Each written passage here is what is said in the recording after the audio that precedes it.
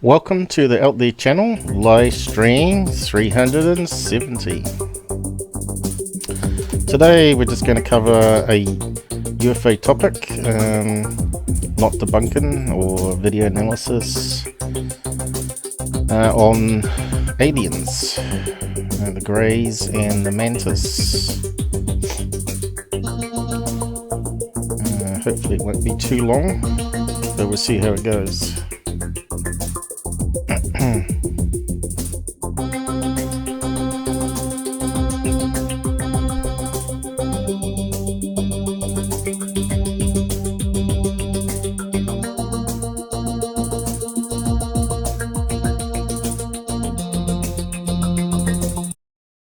What's happened?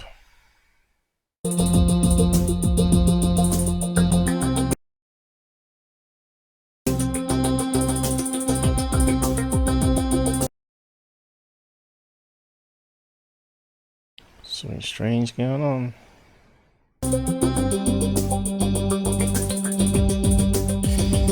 CPU at 100% for some reason.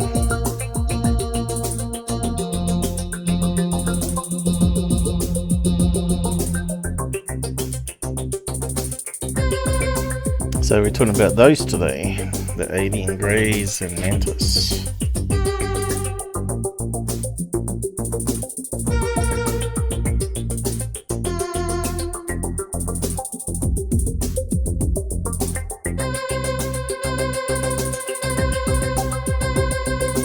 Oh, right, I forgot to change the frame rate downwards.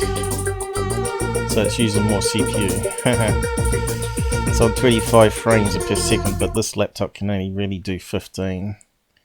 But we'll stick with 25, see how it goes. Ah, that's what was glitching. See, still need a better computer.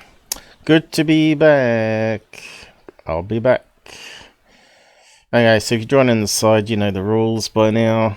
They're on the screen there. And hopefully we'll get some more CPU back now. Okay, looks like we're back. Alright. Yeah, there's a glitchy start there. But I forgot to change the frame rate back down. Maybe 20 frames would probably be better. But yeah, if I had a decent computer here that can do 1080p to 30 frames per second, I would be using it, because hey, we got Area 51 joining us. How's it going? Hopefully this will be more of a fun thing to get around the drama that's been happening lately and the attacks on the channel. I'll just type up the welcome message on the side. It'll pop up in a minute. Like I said, I'm just ploughing through the stuff lately.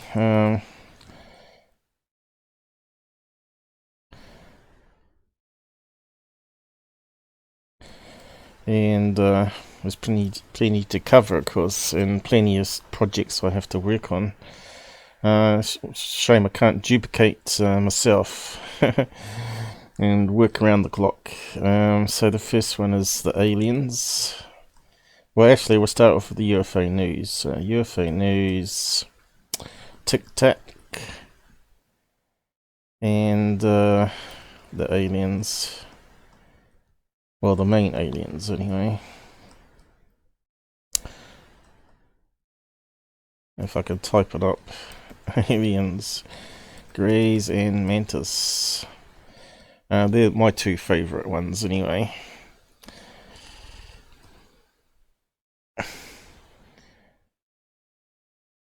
Oh, that's not good. Freezing ice roads. Lots of wrecks.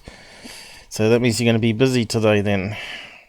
And all the gore, of course. I suppose you have to put up with all the mess. Oh, what's happened there? Yeah, strange going on with the mouse here. Okay, so people can read that there. Freezing ice roads. Is that in, whereabouts is that? California. I thought it was always sunny in California. Anyway, we better get on. So, the first piece of news. Okay. I need to go back one tab. Okay, so this came out on Third Face yesterday. Talking about a prototype TicTac that was mentioned at the Dubai show, right? You remember the two moons that I covered yesterday? In between the drama bits. Well, apparently this has been on the drawing boards from Russia. Remember I talked about flying cars being tested by Google in New Zealand, and they're flying some passengers from the airport to their home, and it returns back and goes back on charge. So they made lots of claims on their video. I might just play a clip of it so you can see it, what they were saying, and then I'll go over the facts. So yeah, so you can see the truth. They turn it into fake news. They don't bother doing the research. Just slam it up there for views, right? So here it is here. Let's see how it came out last night, or yesterday, after my live. And it's got 24,000 views. And of course that's going to be put up on Amazon, no doubt. And they got a few more pictures than I looked for, but we can have a look over it. So you can see here, they haven't added any source links. Typical, eh? So yeah, let's just play a clip of it. About there, I guess. Center, they're showcasing evidence that could be what we've all known as, for a long time, the TicTac. Recently, these photographs of this experimental aircraft known as the Flyter, developed by Sciatec, explains that they've discovered some. Does that even look like photographs to you, though? It kind of looks like rendered images. See, it doesn't look quite right. It looks like something a 3D CAD would do, right? Straight away. So, are they lying to us? The people that's talking about this prototype flying vehicle? Let's just... As the Flyter, developed by Sciatec, explains that they've discovered some kind of new way of flight. There's no need for wings or propellers. This thing, there's some kind of meta propulsion behind it. A meta propulsion that is unknown to the public at the moment, but right now the science is there. Apparently the meta behind this can make this craft hover in the sky and travel for hundreds of miles on one charge. What's behind it? What kind of technology is creating this lift on this object itself? Right now there's some patents being okay, so that's a lot of fake news there, but I'll just get to that in a minute. Developed and being put through before they release this technology to the public, but they're saying that it could be out in just a year from now. In this special report, we're going to be breaking it down with our guest, Rich from GoofOn, including Dr. J the expert, and Michael from 17 Dark Hour years. Paranormal. Let's just start it up. What do you got, GoofOn? What do you make of this new technology? It looks like a TicTac. I'm not making this up. Next year in May, they're going to be bringing out the prototype of this vehicle, and it doesn't need wings, it doesn't need a propeller, it seats two and the luggage you need comfortably, and you can go about 140 kilometers on a charge, I guess. They're not telling us what the technology is. I can't imagine. What is it? Is it meta propulsion? Are they using meta materials? Is this back engineered alien technology being used for the public in cars? This scares me a little bit. Anytime we talk about flying cars, I get a little nervous because anything built by man can be taken down. Yeah, you want a parachute system in a flying car, wouldn't you? So if everything cut out, you need like a parachute that opens up in the canopy and shoots out, and you just drift down. But Down by man. So when you're talking about high technology, computers, things like that, people could actually hack it and they could possibly take down the system, and all these cars that are flying around could drop out of the sky. It would be the ultimate. Okay, so fear mongering added in there. You're all gonna die if you use these cars. I think it'll be commonplace once it gets people get used to it, right? Once they realise there's a safety factor, and they drive themselves, right? But to me, when I'm looking at this, I see these vents down the side here. And I think, yeah, it doesn't use propellers, but what else could use air vents? Well, obviously, jet engines. Alright, so what's underneath here, I don't know, but we'll have a look. Ultimate attack. It's dangerous. I don't know what material they're using to make this thing fly. Well, I mean, you want to talk about well, we didn't bother doing any research before we talk about it. Some people don't believe in gravity. So I don't know what kind of technology will be used. Obviously, it'll be run by a computer that you just type in the destination you want to go to, and every car that's in that computer system is tracked, monitored, and you get to your destination from point A to point B in no time. But it does scare me because it is technology that we don't understand. What happens if you get in an accident? Or you crash, or what, and it explodes. What is it made of? Is it a nuclear fusion reactor? You know what I mean? Do we need 1.21 gigawatts of power? I mean, will a lightning bolt jumpstart your car one day if it's not going to work? I mean, this is crazy what they're talking about. No wings, no propellers. Not really. And it can go about 4,500 It's obviously feet up. fake news or misleading news anyway. It goes pretty high, it goes pretty far, and it's pretty cool. I just want to know what kind of anti-gravity propulsion are they using? Is it element 115? Did they happen to figure that out and control it? And they're using it now? They have to tell us next year. So we'll find out next year in May with this car that supposedly can fly without wings and propellers, seats too comfortably. All I want to know is, when's the hoverboard coming out? All right. Well, the hoverboard's already been out. There's several variations of it already. As you know, the flyboard is probably one of the most popular ones, and it uses jet engines, right? So this is what I suspect this car is using, some similar technology of those little compact jet engines.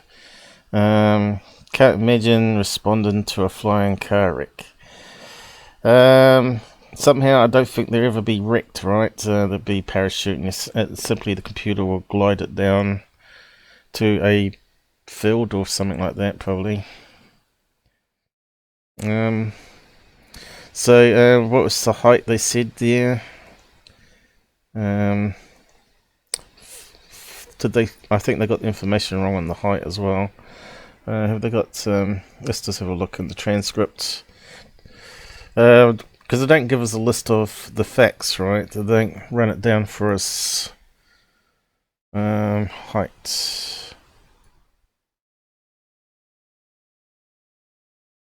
Just want to get over it, if it's there. 115 meters, or something like that. Okay, so it's not terribly high when you talk about the Nimitz TicTac, so it can't be anything that that's come from reverse technology straight away, right?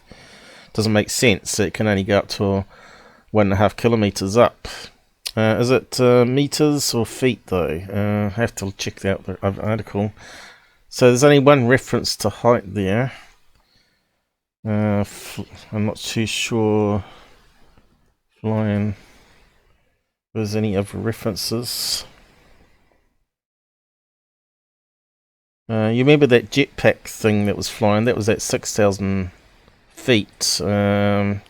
Pretty sure that's higher than 1,500. 6,000 feet. So meters. And what was that?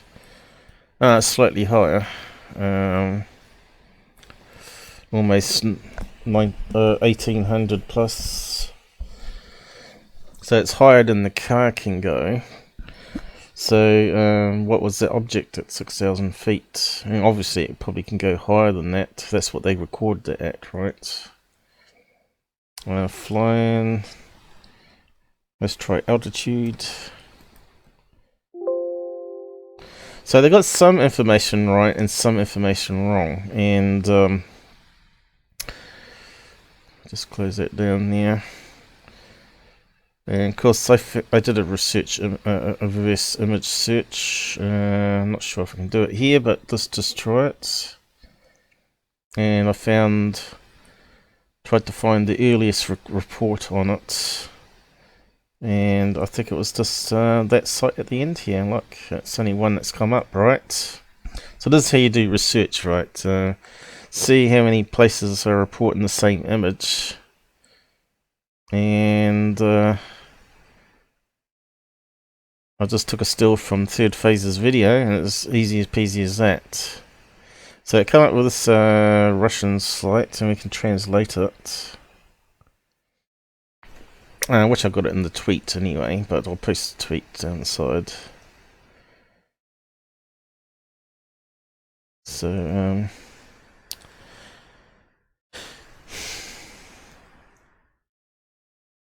so you can have a look yourself. So is it coming up? Okay, why is it not working? Oh, right, it is. Maybe it's too big on the page or something. Or something crazy going on here. Oh, here we go. Startup from, here we go. Voronezh showed the concept of the Flyer aircar without wings and propellers. Okay, so what's it saying here? Science X. What year did this get reported? So this has come out December, and the Third Phase are only reporting it now because it was again reported on the Dubai website, right? So it's old news. A few months back now. So it has been developing an air car for a couple of years. They didn't call it the TicTac. It will be used in an air taxi, same as what they've been trying to do in New Zealand. The company showed the first transport concepts of the future. So to me that looks like not a prototype at all. That's a rendered image, isn't it? Because they're saying, let's see, showed the first transport concepts. It doesn't say first prototype and photographs or video of it working, right? So is it just propaganda from Russia? The Flyter, as the startup aircar is called, not TicTac, has a very unusual shape. Among other things, it lacks wings, propellers, and other attributes typical of flying vehicles, which are cool, but obviously it's got to be fake news, right? The company attributed this to their insecurity. Not sure if that's been translated right. Since they can harm people and animals. So whatever that means, I think some translation got wrong there. So they're saying that their car can actually hurt humans and animals. Separately noted the compactness of the Flyter, the dimensions of which are comparable to an ordinary SUV or minibus, allows for landing vertically anywhere on an unprepared site. Its carrying capacity is 250 kilograms, so that could be 2 people in luggage, right? Which should be enough for 2 people and small luggage, which they said after. At the same time, transport will be controlled by artificial intelligence. Again, that looks like a rendering. Doesn't look like a prototype at all. The flight range at maximum speed of 120 kilometers per hour will be 150 kilometers. Now, what did Goof say? He said a bigger number than that, didn't he? So it can only do 150 kilometers, I suppose, on one charge or whatever.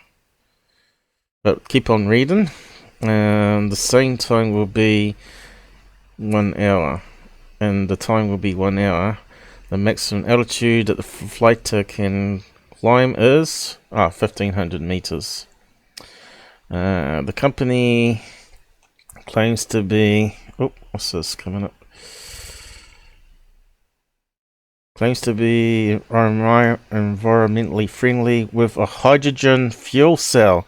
There's the mystery power plant. You know, they've been playing around with that in, obviously, hybrid cars, right?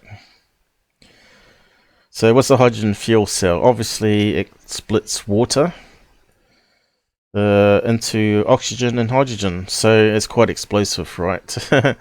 But because it's a fuel cell, it's producing it as it needs it rather than it stores it in a tank, so it's less likely to be flammable or explosive, right? So it's a safer alternative, because you wouldn't want exploding cars, right?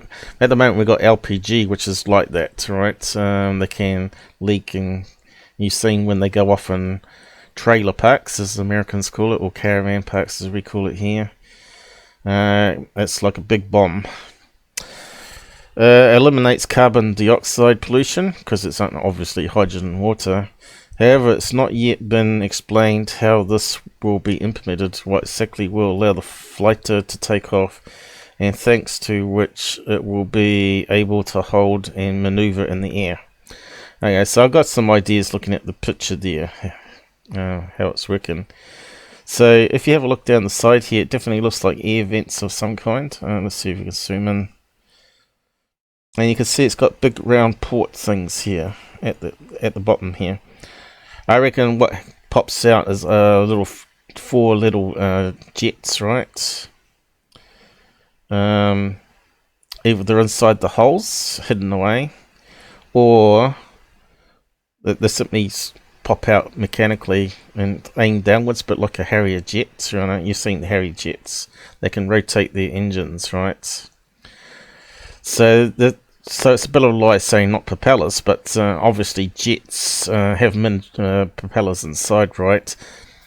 So if you're using hydrogen, right, hydrogen oxygen for your fuel, your equivalent you're making it into a rocket, right? So it's not going to be like a jet engine as such. It's probably going to be more like a rocket engine on 4 thrusters each side, which would be plenty of lift, right, for a small rocket. And of course it's going to be stable because it's long, and you're able to angle the thrusters. So if you type in Harrier jet, time's going quick already, isn't it?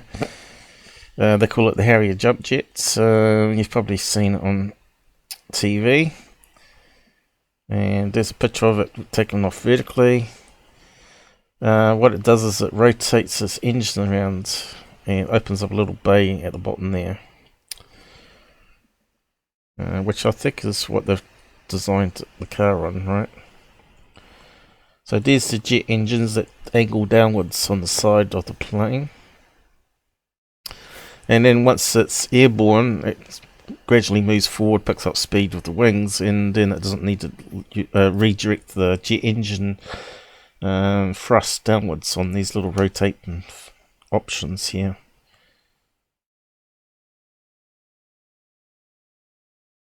So I think that's British, isn't it? British technology from UK. Obviously you can see it's got hybrid carbons, so it's not using a hydrogen fuel cell. But obviously there's going to be a limit to how much hydrogen and oxygen you can produce from a fuel cell, right? But it's a good idea. I was wondering, people haven't thought about it before. So yeah, just having a look at the images, you sort of can work out what's going on here. And you can see at the end it's got a thrust at the back too. If you look at the original image that I found, not that one. Let's see. I think I closed it down now. Have we got one that's got the back end of it?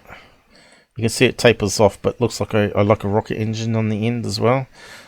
So once it's lifted off on the 4 engines each side, right, and then it can change the thrust, some of the thrust to the back, right.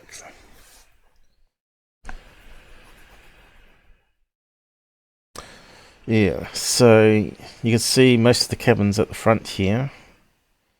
So you can imagine most of that at the back end is making the fuel and powering the engines, right?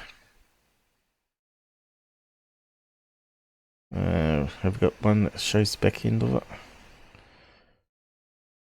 I thought there was one there. So the mystery's been solved. It's not using element 115, all that nonsense that the fraud channels are spouting out there. Of course, people won't be watching my stuff to find out what the actual truth is and how to find the source link. But that's their loss, right? They can live in a fantasy and say the government's been covering up and the Russians are already ahead of us and they're using Roswell technology from a Russian Roswell crash or whatever, you know. But yeah. So now we got some information. You can actually do a search more on it and see if you get some more pictures, right? So what should we search on? We could search on the Russian name if it's going to let me, but the translation thing's doing crazy shit. And it's not going to let me cut and paste it. Look at that. That's stupid, isn't it? Let's see if we can search it.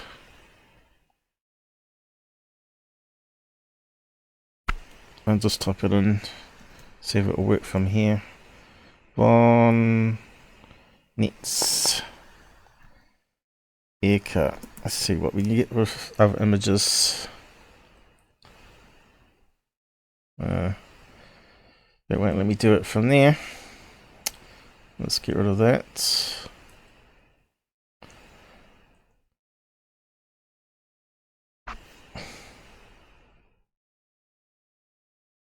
Here we go. And we've even got different colours now, or different variations of all things, right? Totally different now, isn't it? Ambulance. And you notice it hasn't got the vents going up, but it's still got the portholes down the bottom here. 11 hours ago.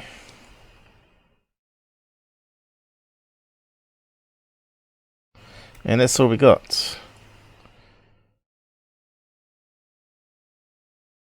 Not much. Okay, let's click onto one of these. So that could be your ambulance in the future there. Area 51. Thuggy, how's it going? Thanks for joining us. Should be entertaining, hopefully.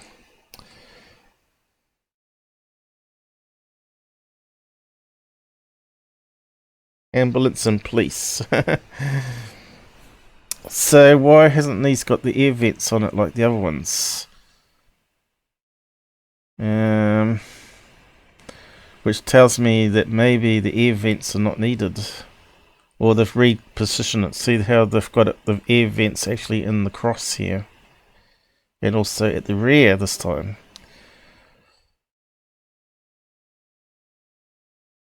But we can't see right underneath the car either. There might be, the jet engines might be underneath, right? I'm just sort of guessing because there's not much information to go on apart from the image, right? And that's meant to be the cop cars.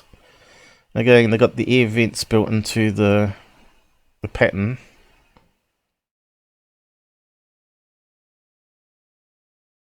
Whether it needs cooling of some kind, You'd think it might do. But for rocket engines, if it's just fire hydrogen and oxygen together to mix it for creating the rocket lift, and then all the heat should be coming out the bottom and not actually within the craft itself. But yeah, how it makes the hydrogen fuel cell, maybe that gives off some heat.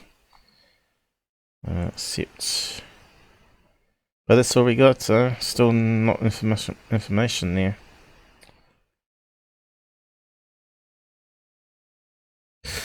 Now let's try the brand name, perhaps. See what comes up with that. But we should move on, I guess.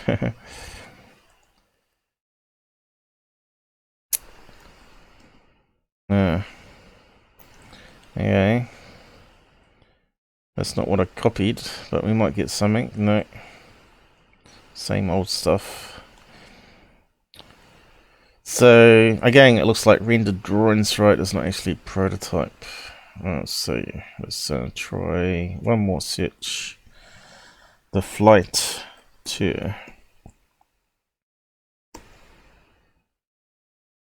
There we go.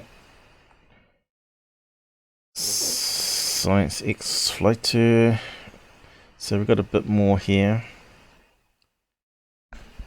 Okay, so this is like the Google one. Similar to that, but it has lots of propellers. So it looks like they might be copying what Google's been up to. They have lots of little propellers. I suppose they wanted to go one step further and get rid of the propellers and actually go to rocket engines. That makes more sense to me. And that's why it can do a long range, right? 150 kilometers. I don't think the lithium-ion battery ones in New Zealand can go too far on one charge, which makes them a bit useless in that sense, unless the battery technology improves. Okay, so do we get actually to see the, any other pictures where it's around the other way? Probably not.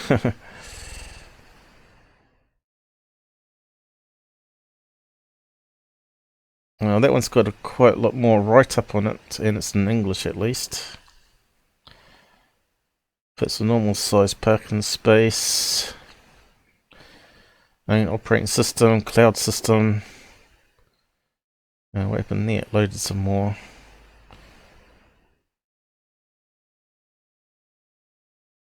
Right here it says only 100 kilometers now, not 150. So, and they've actually listed it in feet here as well, which is quite handy for just under 5,000 feet.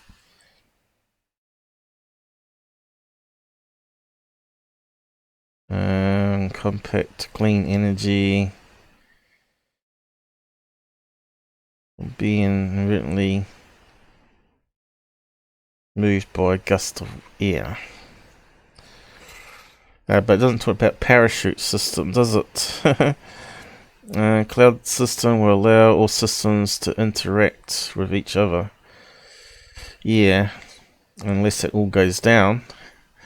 And then it needs to be like independent, right? It should automatically go to safety mode and go to the nearest park or something like that, or nearest landing port for it. Oh, here we go. I've got a side view. You can see here, definitely looks like a jet engine at the back here, like you see for some of those hobby rocketeers, right?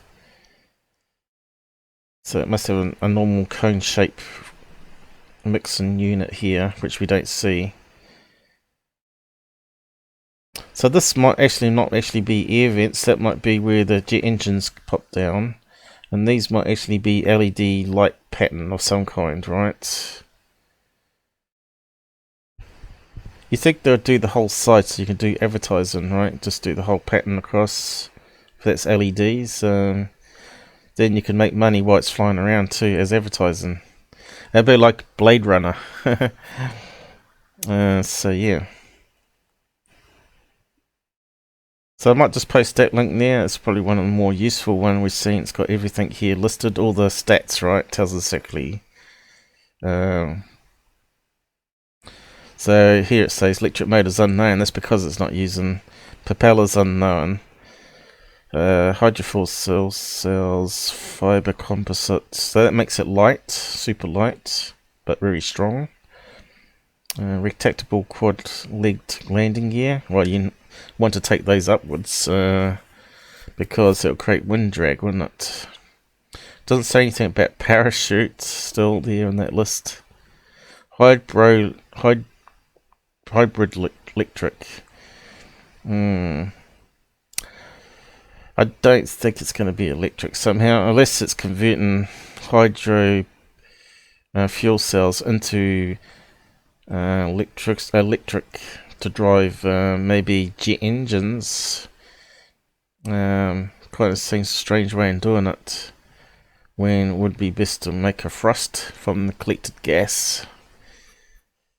But I guess we'll find out more to come if there's really a prototype out there, because so far these are all just drawings. Right, here we go, look. There you go, you can see they've got fins here for direction of it. And it looks very similar in colour to these bays at the bottom here. So there we go, we've got some more pictures that Third Phase didn't have. And I'll post it on the side. Do your own research is what I keep saying, guys. So the Flyter, so we keep our eye on that. Could be the way of the future. Bit of a shame that the Russians are ahead of us on that. But are they less dependent on oil like America is, right? So Americans always been corrupted, like the oil companies were buying up batteries and squashing the electric car for many years, right? So and it makes sense that other countries would come up with it first over America. Maybe the Americans did come up with it first, but Spy took the plans out of the country and to Russia or China, and they're building it now. Maybe that's what happened. And of course they got squashed in America because they're oil hungry. But anyway, you saw how I searched real time there for the stuff. And we can move on now. Let's get rid of that one. So let's talk about aliens. A bit more interesting. So alien grey. What is alien grey? When was the first alien grey documented? Well, seems to be what it says in the wiki here. So we'll just go through it. Alien greys, also referred to as Zeta reticulans. I suppose that's like Zeta reticuli in star system, right? Boswell greys or purported extraterrestrial beings, according to journalist C.D.B. Bryan. That's quite a lot of middle names here, mate. 2% of all reported alien encounters in the United States describe alien greys. To me, that sounds ridiculously low. I would have thought most of the alien sightings would be 95% alien greys, right? So I'm not too sure on that stat there on the Wikipedia. I would question that. But unfortunately, the ERT, I don't think they make the stuff public, searchable, right? The stats and all that, which is a bit of a shame. You can buy it in a book, though. Such claims vary widely, but typically greys are described as being human-like with small bodies and smooth grey-coloured skin. Well, there's a question on the skin as well, right? A lot of people said it's actually grey suits, like a really tight clothing, right? Skin-tight clothing. So whether they got grey skin as well may be a misleading thing. It could be even their heads are covered by a thin membrane, right? A bit like that you see in biohazard suits, right? You know, the white ones that go around your face. So yeah, we're sort of guessing here, I reckon. But there has been reports that the alien grey skins were a bit like elephant skins, so maybe their hands are not covered. enlarged hairless heads and large black eyes. Well, we know they've got the big black oval eyes. Here we go, we've got Pinky down the side. He's a friendly alien though. The Barney and Betty Hill abduction claim, which purportedly took place in New Hampshire in 1961, popularized grey aliens. They are the precursor figures described in the science fiction, and similar descriptions appeared in early accounts of the 1947 Roswell UFO incident. So it wasn't Betty and Barney Hill that first reported the alien greys in that case. It sounds like the Roswell crash is where the first descriptions come out, right? Big heads, black eyes, small bodies. According to this, which kind of makes sense. So did it all happen from there onwards? And of course, Betty and Barney Hill got abducted, right? How many years later was that? 3 makes it 50. 11, 14 years, is it? So, yeah. Did they come back looking for the missing craft? Or were there already some here exploring Earth? And are they really creatures, or are they like robots, biological robots? Why would you do biological robots though? Maybe because they're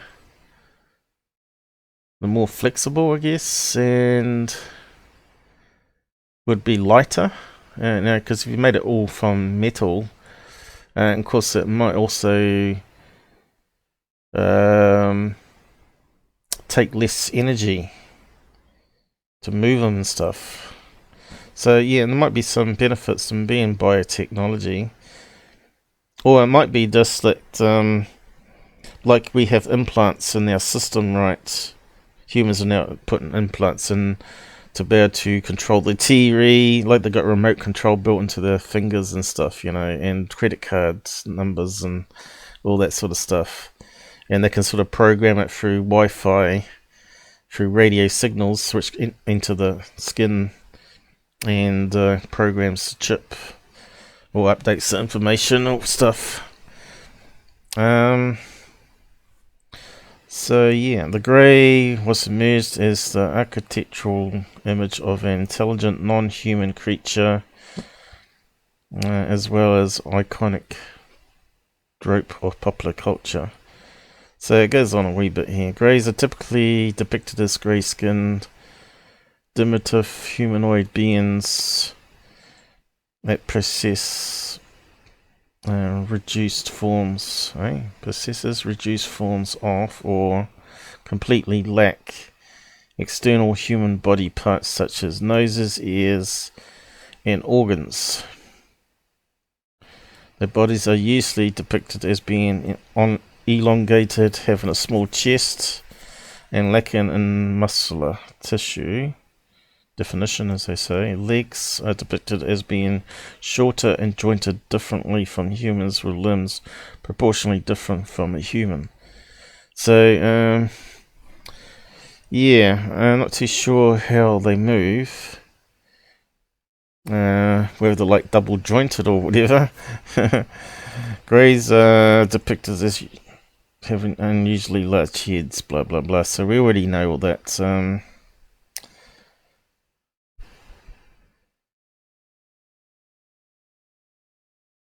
So that's alien grey. Now what's interesting is I did that video analysis of Mojo's, right?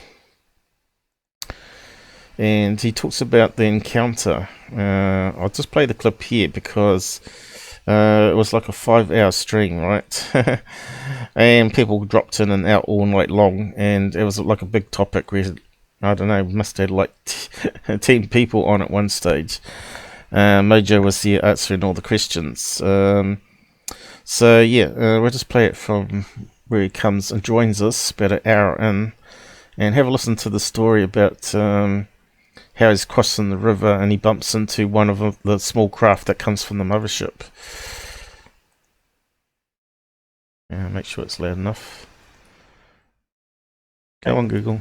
Videos showing how it was done to the guy, which I thought was terribly done when he had the chance.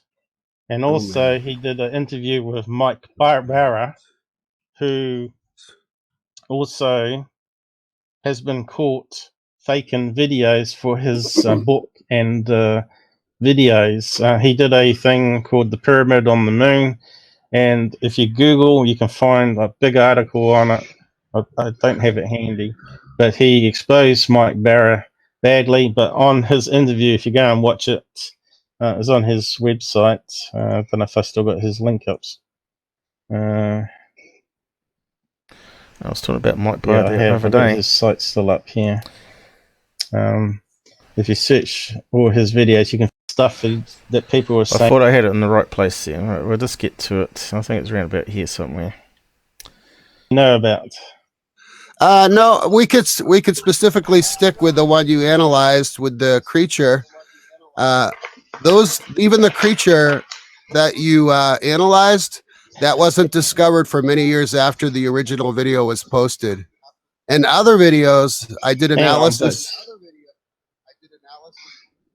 Hang on, that's not true, Mojo, because in the video, you go, oh, when you zoom in and see the creature. You see the cockpit and you say, wow, and then you say your heart's racing. Oh, yeah, I did. So you did no, not in the original filming. I didn't see it. It was just the surprise of seeing something light up. You must have done, though. You must have done, though. Let's play the original footage again. Sure, go ahead. I'll see if I can get the sound.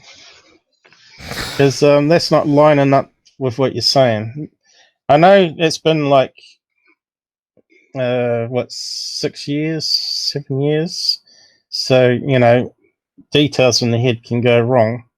But the question everyone's asking is, why won't you give a location, so even if it's private to me or so we can verify the size and distance away and see wherever that was over water like you were claiming.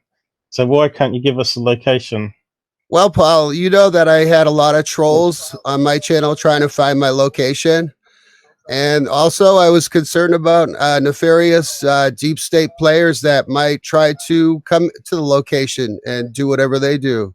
So I had a situation that was ongoing for not one time or two times, but I have over 8 years of ongoing. And so my main concern from the very beginning was to protect the location. I did invite people, important people like Dr. Nolan, who was in the movie Sirius with Dr. Greer. He came up and visited me. I had a coworker come. I had my brother come. So people did come and experience. One of the videos I have on my channel is called Lights Out with the Doctor. And that's Dr. Nolan with me filming that light that shut off in the scrub. So the question, though, is initially you probably didn't know me, but you must be able to trust what I say if I keep stuff private and I let you know if I'm sharing the footage with someone and what they say. But absolutely, said that we'd keep. But now you have an opportunity to give out more information to verify even further, right? So absolutely. It's up to you to either send an email to Earl of MUFON. I assume that you would be able to trust him. I find him very trustworthy and easy to get on guy, and he's not like Scott. He's not like Scott Brown. He's like the opposite of Scott Brown. Paul, did you get my last email about Earl? I did. I am waiting. I did tell him to let's collaborate. So I'm hoping to establish an ongoing relationship with Earl, so that something like that would be. Okay, so that never happened, but we never got location still. But But I understand he's moved away from the location now, and he might release the information. Now, since 2011, I've been filming that UFO coming down over water and making pump sounds, sucking up water, like a woo type sound. If you watch the video analysis I did called Alien Grey, you can find it on the home tab of my YouTube channel. Scroll down. You can see the full video footage there. Now, when he's filming, he goes, "Wow, guys, look at this," because he's been filming these lights in the forest for a few months previously, right? And he was uploading it to the channel, and he was sitting there waiting for them to come back, and then suddenly they all light up over the water out the back, is what he was saying. And Craig gradually gets set up and starts filming it for a few minutes, right? It doesn't last too long. And he's saying they're sucking up water for 3 minutes, and then all the lights suddenly go out going. You see that in the video. But while he's zooming in, there's actually, looks like a cockpit window where you can actually see creatures moving around. I didn't manage to process enough to try and get that looked like another walking creature next to it, sitting in the chair, that was walking in and out of view. And the debunkers were saying it was like ambulance driver, which means it's got to be a huge size cabin in that case, because it definitely looked like something was walking around, but in shadow. So I didn't bother too much on that side of the video, because the video was interlaced and pretty bad, right? And because he had slightly movements when you with interlacing, it's like the chips processing it every alternative line. So if you move the camera while it's only processed half a frame, you get a corrupted frame every so often. But same that you get with the rolling shutter effect. If you move the camera in the direction of the rolling shutter, and you get these funny glitches, vertical columns, that sort of happen and stuff. So camera technology is not perfect, but he was using a handy cam, low light version, right? So he was able to pick up fairly good light from the craft on the camera, but it's old technology. It was only 48 interlaced, not even high definition back then, which is a bit of a shame, because we could have got a lot more detail out of it. Because pixels matter, right? Or megapixels matter. Excuse me. So yeah, he gets all excited when he's filming this thing, and as he's zooming in, it sounds like he was seeing the creature, but he's saying no, he didn't see it. He recorded it and watched it, and eventually he did some analysis on it himself, and he noticed the creature in the cockpit. And it's when he put that video up, I noticed what he was doing, and I said, look, give it to me and then I'll do a better job. Because he had interlacing problems on it and stuff. I said, look, I can do a better job of that if you want to give me the source video. And he handed it over, but he made this statement that he didn't want fraud channels to get access to it, right? Because that would just make it stupid, you know, make it less believable. And they would make lots of money from it, right? And as well, he doesn't want to help them. He didn't want to give it to MUFON, as he says in this interview here, because they have copyright. As soon as you hand it to them, they get full copyright ownership with it, and they could make millions of dollars off his video and cut him out the picture, which I think is wrong. I reckon it should be like they got full copyright control for a certain period, maybe, or shared copyright would make more sense as well. I think MUFON need to look at how they do that, because that might put up Skywatchers handing in their material. And not all Skywatchers are dubious balloon summoners, obviously. But Mojo did get excited, and he was filming stuff in the sky too, which obviously were jets, I believe, anyway. But there was some interesting ones where he had lights hovering over forest, and it looked like some beings walking around between the trees, but it was so far away. He said he couldn't get close to it without them knowing, and they would take off. But he talks about how he bumped into this mantis, which is a really interesting part of the story. So we're sort of breaking it down for you very quickly here because, like I said, it was a complex thing, and there was many questions to ask him. Be possible. Did Maybe you he can send it? Okay. Okay, but did you send the email after this Den of Law talked about the no, no, video no, with no, him? no.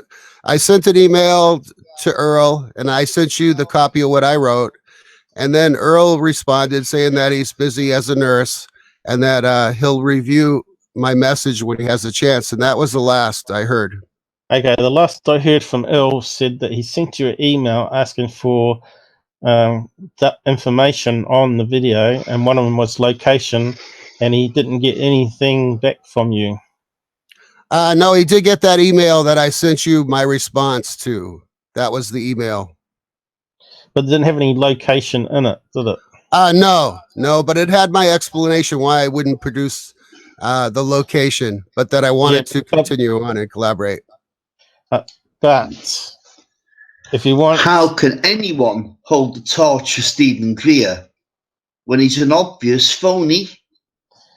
Yeah, this is the other thing I've told. This is what I've told Mojo. You know, he's got Nolan, which is associate of Dr. Greer, to come out to investigate the case, which was the wrong thing to do.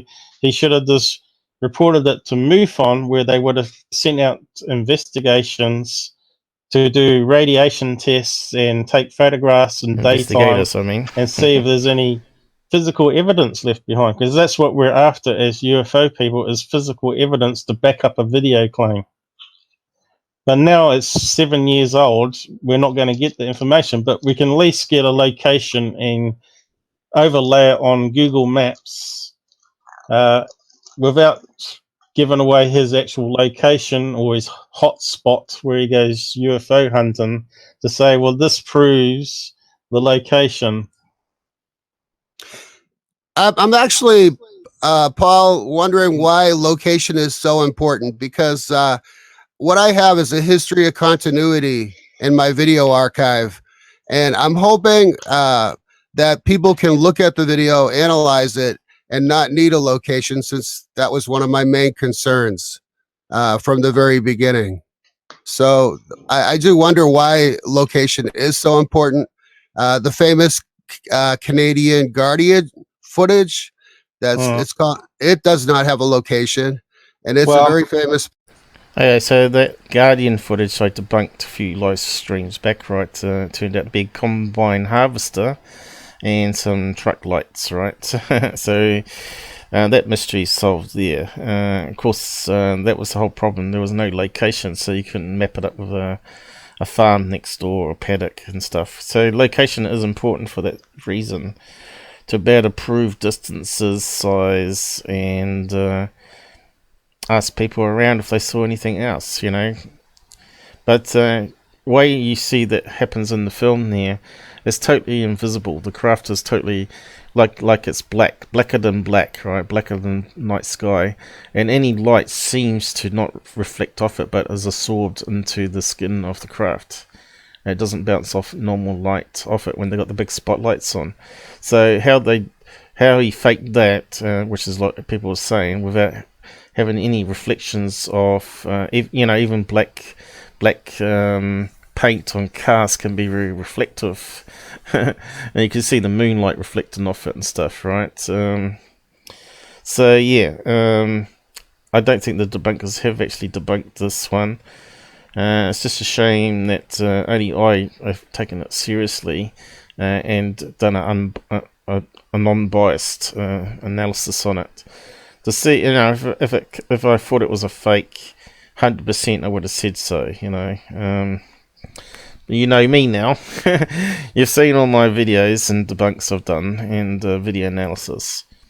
But he still talks on a bit here, and he's coming up to the story about the Mantis in a minute. I'm pretty sure everybody in chat here will tell you why location is important. Now, they've been watching my live streams and my other MUFON cases that I've pulled down randomly and investigated live. And of course, I can make blunders while I'm doing it live, of course, but I've done pretty well, I think, and determined most of them as hoaxes lens flare or balloon so far. Anyway, but the reason you need a location, Robert, why does he need to give a location? Why shouldn't he give a location? That's Well, my question. Why Oh, shouldn't he? I just explained it about trolls and about nefarious players that are in deep state that do go to these locations. I was concerned about people showing up on an event that was ongoing for not just once or twice, but over years. So that to me Okay. was very special. Yeah, you're actually sounding like Stephen Greer. Yes. Well, That's a big problem. I'm sorry, I'm not Stephen Greer. But you mentioned them. I only And, did. I only mentioned Greer because before Dr. Nolan knew Dr. Greer, he knew me. Dr. Greer, He really? did not. He did not know Dr. Greer, and I'm not supporting Dr. Greer. He charges $1,000 for people going out with him. So there's a lot of things I don't like about Dr. Greer, but I do like Dr. Nolan. I met him personally. He's come here a few times. He seems like a really decent guy. He believed in Okay, me enough. Nolan, you mean Richard Nolan? No, I mean Gary Nolan, the geneticist that did the research in Dr. Greer's Atacama humanoid. Oh, come on, not on a Roswell slide. No, Dr. Nolan is a geneticist for Stanford University. And he asked me, he says, is there anybody that has any trace evidence? And I told him that Dr. Greer recently found a humanoid. So Dr. Nolan contacted Dr. Greer, and that's how he got in the movie. Well, that needs to be proved beyond all doubt. All these things have failed in the past. Alien autopsy. Oh, I agree. I don't think that Dr. Nolan doesn't think that it's an alien. He thinks it's a human that had genetic problems. So he didn't support Dr. Greer's hypothesis. Well, I certainly hope not. But it's almost like alien autopsy all over again. These kind of things leave ufology with a big black eye. Yes. I agree. And all the infighting and the jealousy, it doesn't make things any better either. No, it certainly doesn't. I've just But been that- reading. But that's why, Kevin, QVid, that's why I haven't really done monetizing my channel. I haven't put AdSense on there. I haven't reached out to big channels like Third Phase or Security. I've pretty much been on my own, and I let people determine if they want to follow along or not. I don't try to prove it to anybody. okay. Yes, but as a investigator, a real investigator like MUFON, they need a location. Else that's one of their primary things. If they don't get a location where the sighting happened, there's no way they can investigate it because they can't go out there and take photographs and get samples. You hear what we're saying? Absolutely. Dead flag, no location, dead flag, straight off. Now, That's right. No guys, location, red flag, and this is why everyone's saying. Guys, hold on a second. Yeah. I'm hoping what I do, like this year, I haven't really seen any UFOs. So I'm really hoping that the event ended so that I could express the location. My only desire is to protect something that was ongoing. So if things are pretty much dead, I don't mind giving up things like location if everything's ended. Does that make sense? Yeah, but Well, we've promised to keep your location private, and me and Earl together will validate your video even further by using Google Earth and distances and all that. And then when we have skeptics coming on and say it's a guy in a suit, we can say, no, his story and distances, it can't be a car because it's too deep. It's like 5 meters deep water there. It would be up past the lights on the top of the flashing ambulance. You know, we could say this sort of thing to these people, but we don't have to give away your private details of where you live or where this UFO hotspot is. Do you not understand that? I Now think that's reasonable, Paul. And I'm Mhm. hoping, like I said, that develop a relationship with Earl. He seems like a really nice guy. I watched him on a few of your videos, and so it's not done yet. So No. let's just see how it progresses. Like I said, I gave you my concerns, and Mhm. I do certainly trust you. And my only concern was to protect something that was or might still be ongoing. That's it, basically. So if you get a sighting now, would you send it to MUFON to be investigated? No, I don't think I would, because what MUFON does is they take the copyright to the videos. And I didn't want them to do that. I wanted to have an archive on YouTube of my videos and have control of copyrights. So once you submit a case or video to MUFON, they take the copyrights. And I wasn't down on that. And other, Unfortunately, Ill's not on, so we could ask him about that. But I think you can actually submit it as an anonymous case. And if you can do that, that would be great. But I already know through seeing UFOs, PA, who's another big researcher in UFOs, already told me how the situation for MUFON works and that they do take the copyrights. So that would be a great question for Earl to tell you. okay, They will so protect your anonymity, Paul. anyway, he called you Cuvid. He's not Cuvid. He's actually Robert. What was your Oh, last I'm name? sorry. I'm sorry, Robert. Hi, Robert. Robert Farmer. Hey, Hi, pal. Robert. He sounds like Cuvid. No, I don't think you're Liverpool, are you, Robert? Yeah, close. Yeah, so Robert was like very new to the channel back then. How long ago did he come on then? July 2018. I've known Robert from, or around about there anyway. Close enough. You're close Yeah, enough to Liverpool? I wouldn't be able to tell a dialect from Liverpool or anywhere else. I can notice the difference between the two. Oh, you You can. got I close. never could. I never could. You But, got 100 miles. That's all. But Not a lot. anyways, I thought it was Cuvid. That's yes, I'm a bit not further.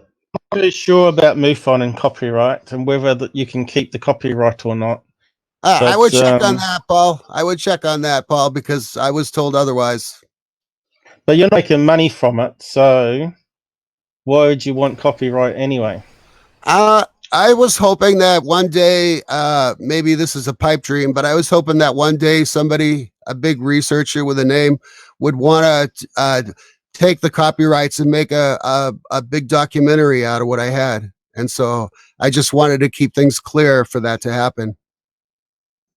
Yeah, but then you're talking about wanting some financial from it. No, not necessarily. If it was a decent somebody that could put something better than me, I think it would benefit disclosure. So that's why I'm doing it. As you know, So I offered this source to James Fox because Mojo gave me copyright control of it with him, and he said, you do the best judgment to find the people out there that would take this seriously. So I could find no one, basically, apart from myself. So yeah, everybody thinks he's a hoaxer. You got to remember, this guy's in his 60s, right? And when you watch that video, you can see it's really fairly complex. People are saying that it's easy to do, but I don't think so. I don't think this guy is like a FX robotic genius or model hoaxer. He's better than Billy Meyer if that's the case. And yeah, I still believe his story here, more so since I've had my visitation myself, and it matches what I saw in the video, you know. And yeah, I think they would just let me know that they're real and I'm on the right track. That's all I can really say, really, until it happens again. I don't think they visit New Zealand too much. They're probably too busy with America. no, I don't make anything from my channel either, and I keep producing stuff. I got a lot of rubbish here, so as my computer was recently broken, I had to refix it the other day. So this is all new software. So I'm glad it's all hanging together a bit better. And the thing is, I think UFO stuff has to be all free anyways for people to believe it. And I think so too. Absolutely, Paul. I think there's no problem with you providing SD versions and keeping the higher quality stuff for yourself. But unfortunately, your video is only 48p anyway, and it's an SD version, not an HD version. So it's a bit hard to release it unless you release it in 24p footage. But you've done so on the internet already in your YouTube channel. Now, a lot of people. Some of the footage was filmed in high definition. I have a camcorder that's attached to a Generation 3 night vision, and everything that's coming on that is high definition. Okay. But you're still uploading it to your channel though in 720. Yeah. Yep. Yeah. And you still got no ads on your channel? No ads, no monetization.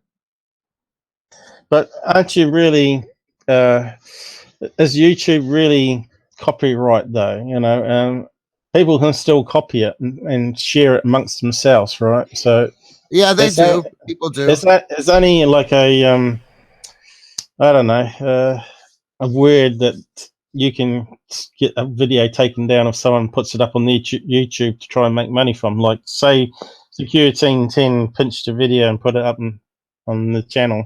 Now, I asked you for the original source and to do my analysis on. I did it all the correct way, and you sent it and gave me permission and email and all that. But absolutely, a lot of channels out there don't do that, you know, and because of fair use, you can use clips of it. You can't use the actual footage. Normally, I do a screen cap of the footage, so it's not as good as the original footage, and I will talk about it and do analysis on it. So I try to respect people as like a reporter or a debunker. So, you know, even if they are hoaxing the stuff themselves, I treat everybody the same. And I'm in the UFO field because I'm interested, because of family and friends have seen amazing stuff, and I believe them. And we see all the stuff on YouTube for years. You know, we all followed probably Security 10 at once because we thought he was receiving videos from people and putting them up, and we found out that wasn't the case at all, that he was actually manufacturing lots of them, including the leaker voices from whistleblowers. So we won't go there, but you know, I've talked about him lots of times and people still won't believe what I tell them, but that's up to them. Third Face, I find them entertaining, and I can't stop laughing when I watch them. But they're not the same league as Security 10, because people watch Security 10 actually believe what he puts up is true. But Third Face, people go and watch, and they just go there for entertainment, and they know what they put up is going to be either hoaxes or CGI, because that's what people have grown up with their channel, because they were like the first UFO. Unfortunately, now they're trying to change that perception, right? And trying to say they're teamed up now with other non-experts. Not teamed up with experts. You normally team up with experts, right? You team up with scientists and video analysis guys and people that know that, and researchers know what they're talking about. But no, they're teamed up with other non-experts, which are TV, movie producers, radio DJ or a host that likes to interview frauds like Corey Good and SOR that likes the woo-woo factor and interviews everybody under the sun and allows the crackpots to tell the stories, even though obviously lots of them are not true, and so on, right? So they're sort of trying to change their image, but a lot of people are buying into it. But anyway, Just keep on listening. channel. Of course, now they're trying to say they're cleaning up their act and trying to get rid of the CGI, and yet was it only last week I debunked some more of their footage that were putting up, and they were saying that there were emotions. Hey, Oh, I'm sorry. I'm talking to myself again. you're not meant to talk while you type. I know. Todd is down the side. What's Todd saying here? We're not. Yeah, I just caught Todd's messages, and yeah, Todd, it was very emotional, almost a spiritual thing happening. Imagine fear, imagine other things going on in your head, not knowing what's about to happen, and then boom. Your heart explodes. So, Mojo, what got you into sky watching in the first place? That sighting back in 1973, that was amazing. Hundreds of people in Salem got to view it. The police chased it from the other side of town. It was pretty amazing. There was a write-up about it. I have the articles still today. Uh-huh. I know that case. Yeah, that was an amazing sighting. It's quite a convincing case. Yeah. So that kind of provoked me to start looking in the sky, and I had been doing that ever since. And then in 2009, I was laying on the back of my pickup truck, and all of a sudden, like two objects that weren't too high up, they flashed really brilliant, like a flash of a light bulb going off, and one after the other. And I was like, that is no satellite. And then every night I was going out there, and it just started progressing from seeing orbs a little distance away to eventually seeing orbs together. And it just went on from there, progressed. So when did you start filming? I borrowed a neighbor's camera in 2010. So I first started seeing in the fall of 2009. And then I borrowed a neighbor's camcorder. It was a Canon. It didn't really have night shot, or at least it didn't work too well. Yeah. But I was able to film a couple of orbs. Not very exciting to see because it was just like a light, moving around. So but you're then go ahead. You're saying from when you first saw a UFO, a real one with your eyes, was a 30-year gap to filming. So what you're saying? Yep, it was a long gap, but I had watched the sky. I lived in Alaska for 20 years, and I was always sky watching. But it wasn't until 2009, that fall of 2009. Is there any other experiences that you've had? Now, you told me a story that you're crossing a stream or something, and a smaller UFO approached you. Have you told that story? I haven't really. I don't think I did. Maybe to some friends, but I did see things, Paul, that were way beyond what I filmed. It was almost like the ETs chose what I was able to film because they knew exactly what I was doing. But anyways, I had crossed the creek, and before I had crossed, I had my backpack on, and I noticed these lights probably about 100 yards away from me, and they seemed to be moving. So it got my attention, but I didn't think too much. And I was on my way home, so I crossed the creek, and I looked back, and I don't know what provoked me, but I turned my flashlight back and just turned it on real quick. And when I did that, the lights on the craft came up, and there was an insectoid, a tall, 6 or 7 foot tall triangle head, round eyes. It looked exactly like a praying mantis. It had no emotion on its face. The control panel that he was behind, it lit up so I could see the light reflecting on the, I'll call him a mantis for whatever. And so I was pulling out my camcorder real quick. I wanted to film this. This was amazing.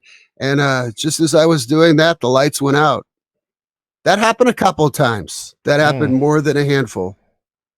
Lights went out on the craft or on the camera? Lights went out on the craft. So as I was digging my camcorder out to film this, the lights went out. Damn. So Now, just to make this clear, you've seen this mantis creature with a craft nearby. No, he was in the craft. He was actually in the craft. Ah, okay.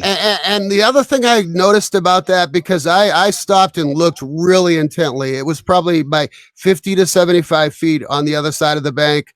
So, and that's where I filmed other unusual plasma lights that are on my channel. Those plasma lights are right on the other side of the bank as well.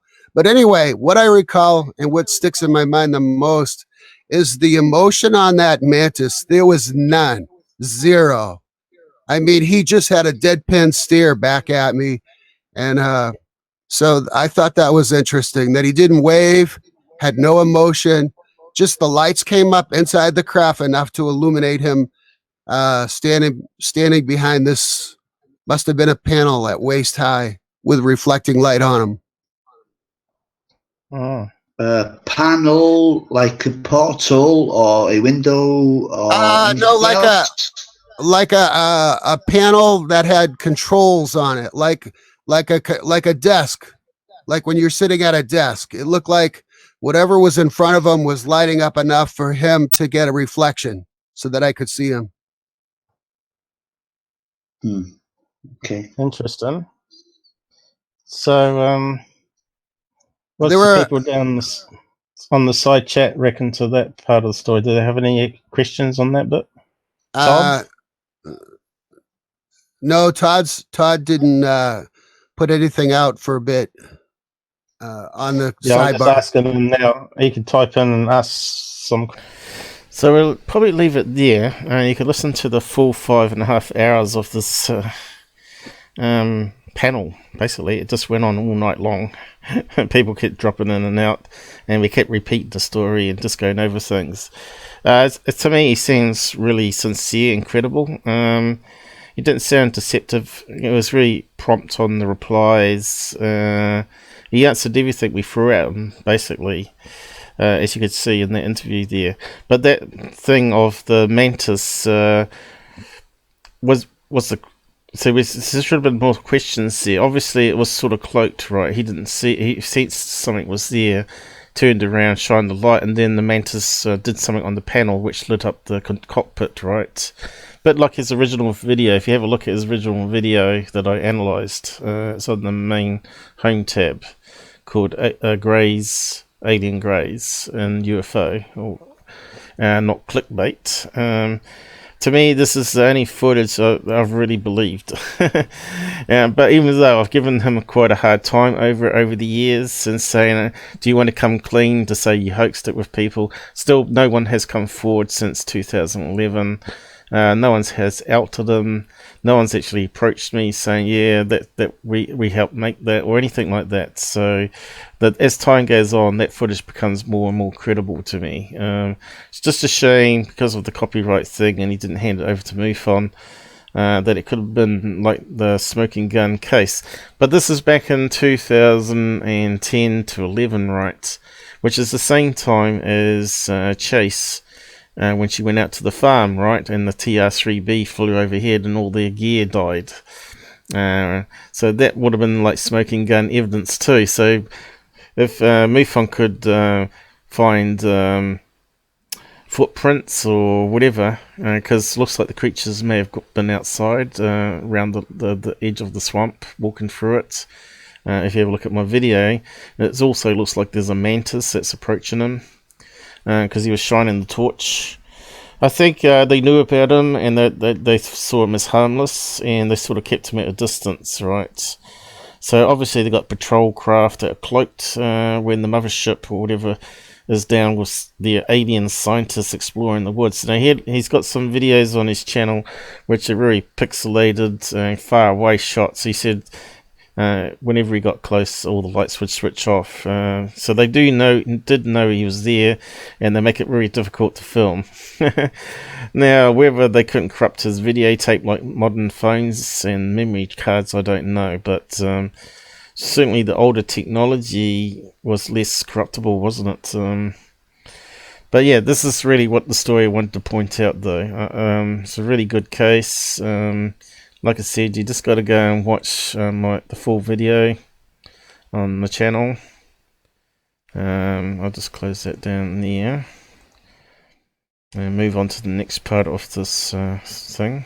So you go to the home tab and scroll down. It's there here, UFO case, alien grays filmed. Now you can see some of the images enhanced from his video. It wasn't manipulated in any kind. I sort of took away the interlacing and sort of unbent some of the distortion because he was moving it when he was filming it and sort of stretched the alien heads in some of the frames. But to me it looks like the typical alien grey head, right? With the big eyes, little ears, which you can't see in that thumb, but if you go and watch the video you can. So on to the next bit. So I was thinking, he's talking about them being insectoids. Now I'm not sure if that was he read that before he saw the mantis in the cockpit of that craft.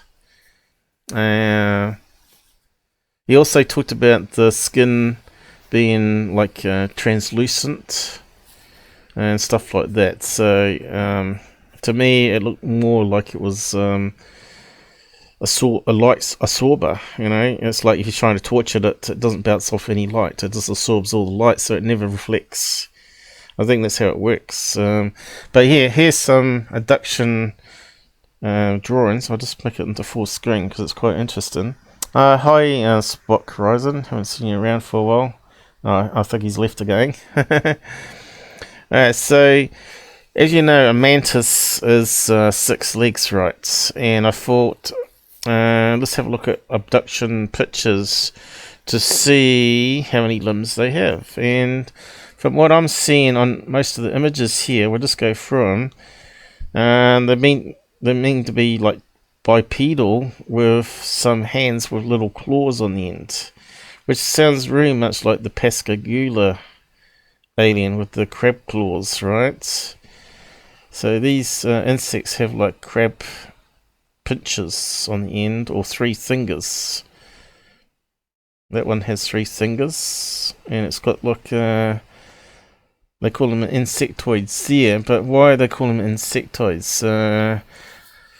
They don't look like they've all got external skeleton, right?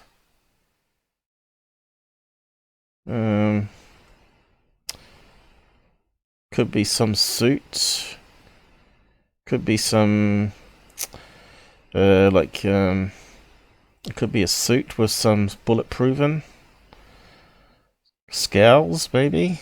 Maybe that's more reptilian than insectoids. Reptilian / insect with the big eyes. So I'll just keep on looking through the drawings here. I'm not sure what they're doing to the kids there, but it looks like they've got some sort of helmet thing on them. And they're looking at a screen on that one. Let's keep going down. There's one that looks like a monk. Skinny arms and 3 fingers. Those ones are very similar again.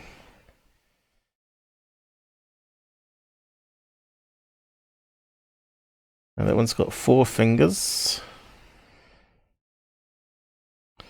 That one looks like a 2-legged, big-headed, with little greys in front of it, and the person's being floated. That one, I'm not sure if a witness has done it or not, but that one's got no fingers and it's got like a claw on it. And there's that one again.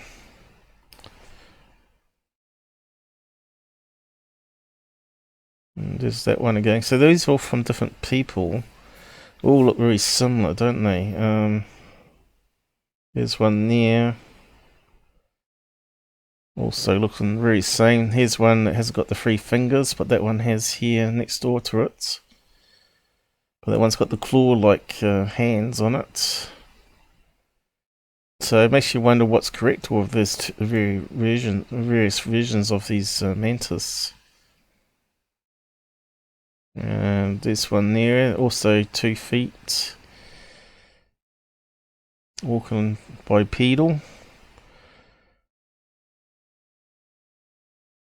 That one there looks like it's got skinny fingers, not claws. Okay, we've got one that looks like a reptilian there. Reptilian. And that one looks like a Bigfoot. Okay, keep on going. Here's another one here. Recent UFO sightings in Texas. Again, it looks like very similar to the other drawings that we've seen above.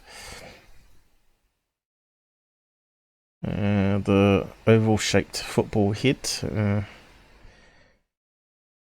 They look like a mantis type insect head. I suppose that's why they call them insectoids. But again, there might be some reptilian. And here's a picture of a real mantis here. You can see it's got 6 legs. So it can't be like a big insect that's sort of expanded, you know, made into full size. Because we'll go over that in a minute, whether insects can be big or not. Why can't insects be bigger than a certain size? If we've got alien greys visiting, that some are small, 3 foot, which is possible, like little humanoids, but these mantis being called insectoids, they can't possibly be that big, you know, that's sci-fi, because it's to do with science and the weight of the limbs and the armor plating around, because they've got the exoskeleton, they haven't got bones like us. Here we go, we got one here that's putting an object into someone's belly, I guess. Oh, it's at the feet end. That's about it, really. But haven't seen any 6-legged ones from the eyewitness accounts. Not like this one here. It's kind of a bit strange. But again, that's 2 limbs and 2 arms still. Oh, here's one here. It's got 6 limbs, right? But whether it's from an alien abductee, I don't know. Does say sketches, right? Maybe we can have a look at that one a bit more. There's another one. It's got a long neck this time. So this seems to be like a common theme there. The triangle head, the big eyes, sort of has scales on it. But like a lizard rather than an insect. Hasn't got the exoskeleton with the hard bone, right? And looks like it's bipedal and looks like it's got lungs.